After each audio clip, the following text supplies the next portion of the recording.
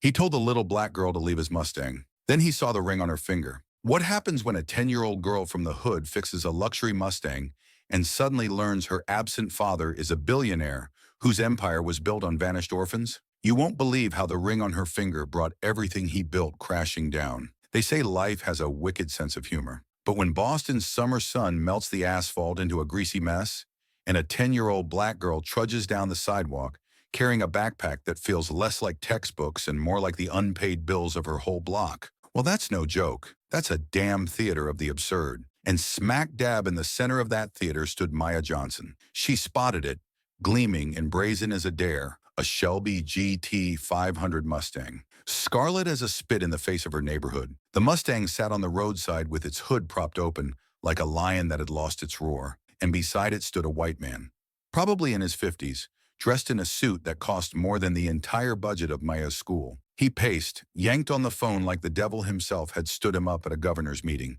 his irritation so thick it could have been solid. "I am not waiting for a tow truck for 3 hours," he snarled, glancing at his gold watch. "I've got a meeting in 2. I make more in 1 hour than this damn road costs in a year." Maya stopped walking.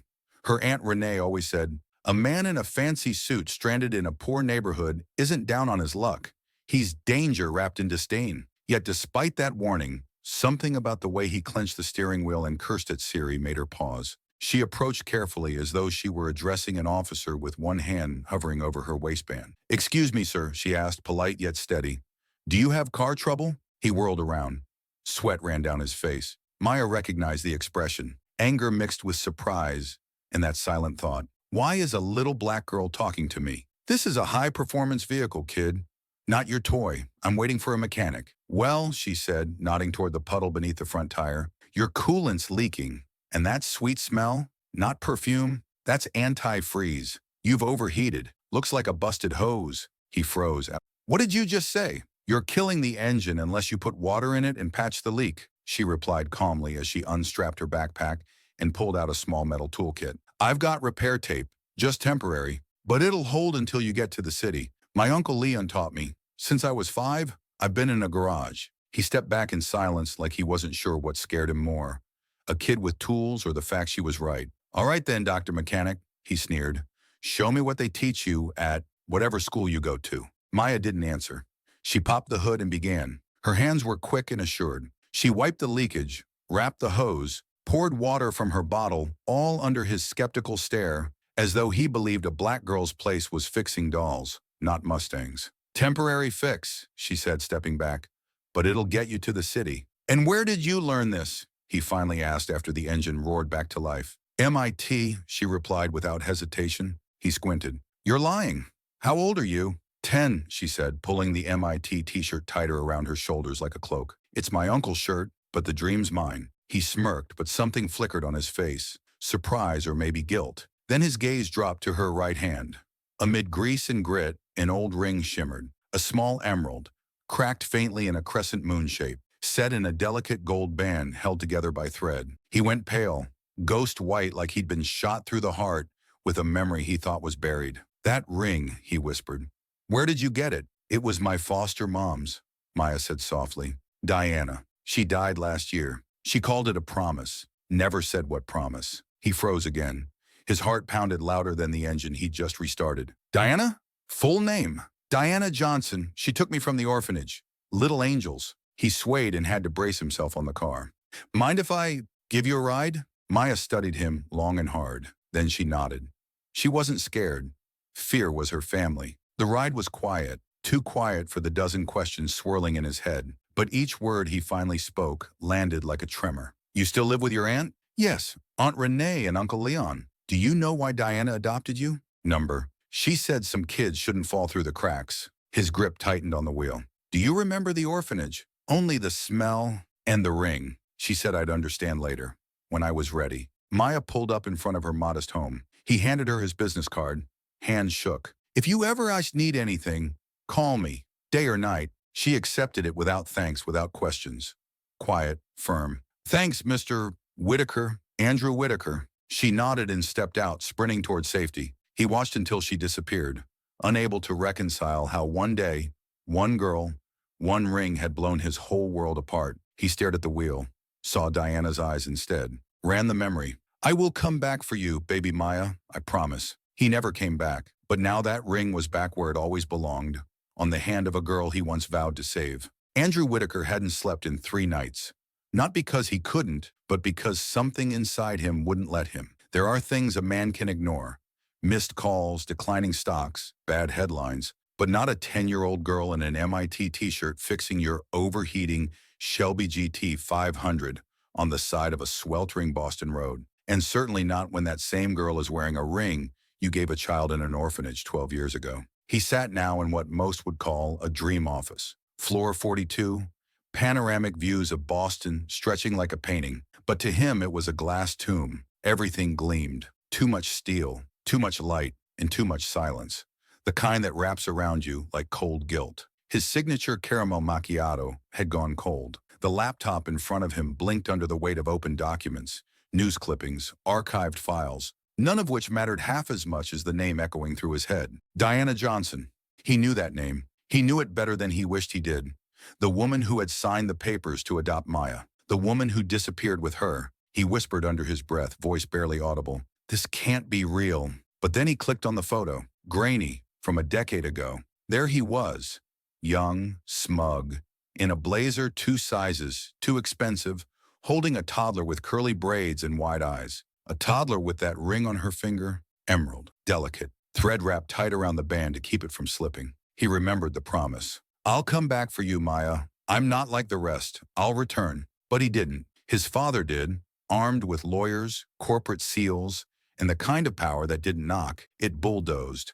The orphanage, little angels, vanished within a week, and so did the children, including the one he'd sworn to return for. He grabbed his phone and called Ramirez. No greeting, just the command. Find everything. The orphanage, the girl, Diana, and especially what my father did to them. Ramirez was his shadow investigator, a man who made federal agents nervous. Within an hour, he was at the office in a black shirt, face unreadable. I already started, Ramirez said. Paper trail's dusty, but it's there. Andrew turned back to his desk, rifling through documents. One name kept flashing. H.W., his father's initials, Howard Whitaker. Every shady deal, every sealed record from 12 years ago had those 2 letters inked on the margins. Among the materials Ramirez brought was a small USB drive. Nothing remarkable, just an old scratched plastic case, but the note said it came from Diana's belongings, handed off through Maya's uncle Leon. Andrew plugged it in. A single program launched. No folders. Just one command. Scan the ring. Only original accepted. He stared, then reached into his jacket. He had borrowed the ring, just for one night, from Leon, under the pretense of keeping it safe. The scanner on his desk beeped. A green light lit up. The screen flickered to life, and there she was. Diana. In the living room he had visited just 2 days earlier. Her face looked tired, but her eyes, they hadn't dimmed. Still fierce. Still unforgiving. If you're watching this, she said, her voice low, then either everything's collapsed, or you finally woke up, Andrew. He didn't breathe. She knew it would be him. I saved Maya, from the system, from your father, from those who wanted to turn her into a file number. Her name showed up on a list, with a special note, Contact H.W. You know who that is. Your father bought the orphanage. And not for charity, her voice cracked. I worked there. I saw what they did. Children were transferred, then vanished. Not to families, not to homes, to programs, private, governmental. Nobody knew. Only one child made it out. Maya, do you know why? She leaned closer to the camera. Because you gave her the ring. Your name. Andrew's pulse thudded in his ears. I knew you didn't abandon her. I knew you weren't allowed. So I took her, changed our names. We disappeared. But you can't run from yourself forever. She paused. She's yours. By blood, by fate, by duty. Do what's right, Andrew. Or keep watching your father build skyscrapers on graves. The video ended. He didn't move for several minutes. Then he reached for the intercom. Ramirez, pull every document on the Horizon project, find where it was built, and dig up every directive signed by H.W. A beat. I already have it, Ramirez said. The Horizon complex? Built right over the land where Little Angel stood, and there's a locked archive folder in your company's cloud. Access granted only by your father. Andrew clenched his fist. I'm going to him. Florida. Gated community for the elite. Retired executives, golf carts, cigar lounges, the kind of place where morality came second to market value. His father sat on the veranda, Panama hat tilted just so, fingers wrapped around a glass of aged brandy. "You shouldn't have opened that door," Howard Whitaker said, not even looking up. "You destroyed lives." "I built an empire." Andrew didn't flinch. "Off children?" Howard finally stood. His stare was pure frost. "Those kids were forgotten, left behind. We gave them purpose. You turned them into property." "No, Andrew. I protected the business. You grew up too soft." "She's my daughter," Howard exhaled slowly. "A mistake. One I corrected." Andrew's hands shook. "You won't bury this. I'll publish everything. I'll go public." His father's grin was slow and smug. "Then you'll burn with me." "I'm fine with that," Andrew said. "But Maya? She'll know the truth. The whole world will." He turned and walked away. The sun hit his face like a spotlight, but all he could feel was the storm brewing inside. Andrew Whitaker had spent the entire day in his car, not because he didn't know where to go, but because, for the first time in years, maybe decades, he didn't know who he was anymore. The engine hummed softly beneath him. The AC fought against the humid remnants of Boston summer, and the radio played a loop of ambulance-chasing lawyer ads and whitening toothpaste jingles, but none of that touched him. All he could hear, over and over again, was her voice. The girl, Maya, his daughter, the child wearing the ring. His ring, a symbol of a promise he'd made with the arrogance of youth and the foolishness of believing money could make a man moral. When he finally pulled up to the house on the edge of Roxbury, it was nearly dusk. The two-story building had peeling paint, rusting gutters, and porch steps that had seen more lives than most luxury condos. But it also had something that stopped Andrew cold, a hand-painted sign hanging by the door. "We don't open for police without a warrant." He gave a tired, half-sarcastic chuckle. The block knew its history, knew the rules, and had no time for billionaires playing savior. He climbed the steps slowly, each one feeling heavier than the last, like the wood itself was measuring his worth. The door opened before he knocked. Uncle Leon, built like a brick wall with the hands of a man who knew tools better than theory, and eyes sharp enough to slice through a lie before you even formed it. "You showed up," Leon said. Not a question, a challenge. "I did. You know now?" "I do." Leon gave a single, almost imperceptible nod and opened the door wider. "Then get in here, and keep your voice calm.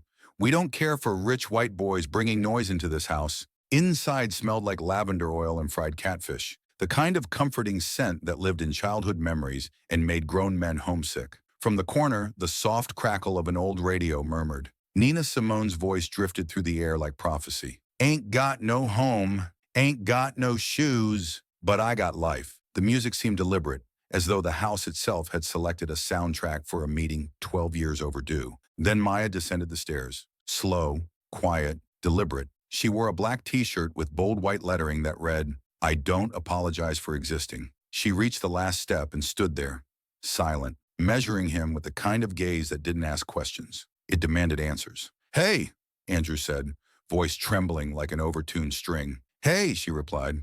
"I know who you are. I know now. I gave you that ring. In the orphanage, and then you disappeared," she said flatly. "You promised." He swallowed, the guilt rising like bile in his throat. "I didn't leave by choice," he whispered. "I was erased. My father, he cut you out of my life like a tumor, and I was too scared to fight back." Aunt Renee walked in from the kitchen. She had a small envelope in her hand. She handed it to Maya like it weighed more than the world. "Diana left this," she said. "Told me to give it to you when you were ready to know the truth." Maya tore the envelope gently, as if afraid the truth might break if opened too fast. Inside was a handwritten letter. Ink, not pixels. Real. The penmanship was flowing, almost musical. "Maya, you are not an accident.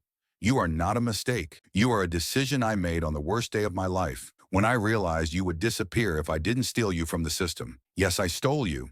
I gave you my name, my home, my love. I did it not because you were a poor little black girl lost in the shuffle. I did it because you were mine, my choice, my conscience. If you ever find your father, don't judge him too quickly. People can't always beat the past, but you can. You already are. You are light. Don't let them dim you.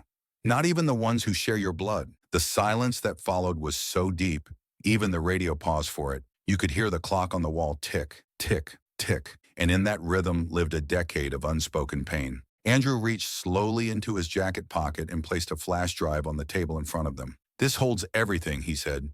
"Videos, memos, orders signed by my father, what he did, how many children disappeared, where they went, why. It's his crime, but I share the blame. Because I said nothing." Leon stepped forward. His voice was ice. "What do you want from us? Forgiveness? You want to feel better before your next board meeting? Get some moral PR boost before the next earnings call?" Andrew shook his head. "I want nothing. Not even forgiveness. I just want justice. I want Maya to know I didn't abandon her. I just didn't fight hard enough." Maya moved, one step, then another. She stopped inches from him, looked down at the flash drive, then up at his face, for a long, long moment. "You're late," she said. "I know," he replied, "but you came." Her voice wasn't soft. It wasn't forgiving. It was a statement, a final entry in a ledger that hadn't yet been balanced. He wanted to hug her, wanted to break down and sob, like the little boy inside him had never stopped crying, but he didn't. He just nodded, quiet, still. "If you ever want to know me," he said, "I'll be here. Not as the man in the Mustang, not as the executive, as the man who's trying, really trying, to be what he should have been all along." A few hours later, he stood in the studio of a local television station. No PR team, no corporate script, no bodyguard in a headset. Just him, the flash drive, and the ring. He placed the ring on the podium beside him. "I'm not a hero," he began. "I'm a participant. I stayed silent. I helped cover pain with progress. I let my father erase lives. And I want the world to know. Maya Johnson is my daughter. Not just by blood, but by truth." The room exploded. Camera flashes, reporters yelling over each other, producers signaling commercials. But he felt lighter, as if the weight he'd carried since that orphanage closed had finally cracked and spilled. Back in Roxbury, Maya sat in her room, sketchbook open, pencil in hand. She drew a car, a Shelby GT 500, and beside it, a girl in an MIT shirt. Her shirt, her dream, still alive, still hers. And below the drawing, she wrote one word in bold, confident letters: begin. It had been exactly 1 week since that press conference rocked Boston's foundation like an earthquake no one saw coming. And while the city exhaled, it wasn't the kind of breath that came with peace. It was the kind that followed a punch to the gut, tense, gritted. The kind of breath you take when the truth spills into the daylight and there's no more pretending that everything smells like roses. News anchors ran themselves ragged. The headlines rolled out like a guilty verdict. Whitaker empire built on vanishing orphans. Medical trials in disguise, inside the closed doors of Little Angels. Billionaire's daughter found living in Roxbury. Maya saw it all. Every clip, every quote, every grainy photograph blown up and broadcast. But she didn't speak. She didn't tweet. Didn't post to TikTok or write some poetic monologue for the masses. She just stayed quiet. Not because she was scared, but because her silence was its own statement. She wasn't interested in being a symbol. Didn't want to be plastered on protest signs or turned into a hashtag. She was still the same 10-year-old who knew how to patch a coolant leak with tape and fix busted bikes for the neighborhood kids. The only difference now, people looked at her like she was wearing some invisible headline across her forehead, center of the story. But all Maya wanted was to finish school without becoming a classroom myth. Reality, however, doesn't ask permission. It sends invitations shaped like consequences. That weekend, her house filled with people, neighbors, folks who'd known Diana, who'd fed her when times were tough, who had their own stories about losing kids. Not to death, but to the cold, methodical theft of systems that don't blink when they rip babies from arms in the name of procedure. Aunt Renee brought cornbread, still warm and wrapped in a towel. Uncle Leon set up the speakers on the porch and let Marvin Gaye fill the street with soul and memory. People talked, cried, hugged, grieved. But Maya, she just sat on the steps, silent, staring out into the middle of nothing, like her thoughts had wandered somewhere her body couldn't follow. Mr. Trent sat down next to her, the old vet with a cane in one hand and complaints about milk prices always on his lips. "You know what you did, child?" She shrugged. "I just existed." He snorted and slapped her gently on the shoulder. "Sometimes, girl, that's all it takes to bring an empire down. Don't forget it." He paused, eyes heavy with knowing. "Be proud, but don't get comfortable. 'Cause being yourself in this country, when you're black and a girl, is already an act of rebellion." While Maya sat among her people, Andrew Whitaker stood in front of a federal commission panel, alone. No lawyers, no media consultants, no PR spin team whispering buzzwords in his ear. Just him, A mountain of files, a hard drive full of shame, and a bald inspector with the kind of face that said, "I've seen rich men try to buy redemption. Impress me. Do you admit to withholding information about the transfers of children from the facility?" the inspector asked, his pen poised but unmoving. "I admit," Andrew said, voice steady but quiet, "that I was blind and cowardly, that the man sitting here wasn't a son, he was a shadow, and I'm here to say, the shadow's gone." He pushed the evidence forward. Hard drives, signed documents, names, numbers. The initials HW stamped like scars on every page. "And one more thing," he added, his eyes steady, his voice unshaken. "I've handed the controlling shares of my company to an independent trust. The profits are being redirected.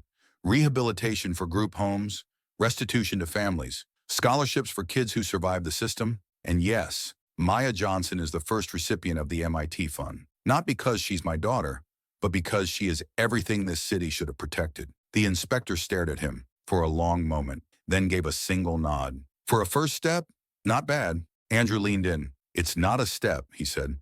"It's my knees, and I'm finally standing up." Back at school, Maya sat across from a therapist with a warm smile and a notepad, the kind of woman who had clearly taken every online seminar on how to talk to traumatized children, but still didn't quite get it. "How are you feeling, Maya?" she asked, pen ready. "Like I survived a blast, but somehow everything's still standing. That's a big feeling. Do you want to talk about it?" Maya tilted her head. "You want to know how I really feel?" The therapist nodded. "I feel like I'm not just Maya anymore. I'm her, the girl in the headlines.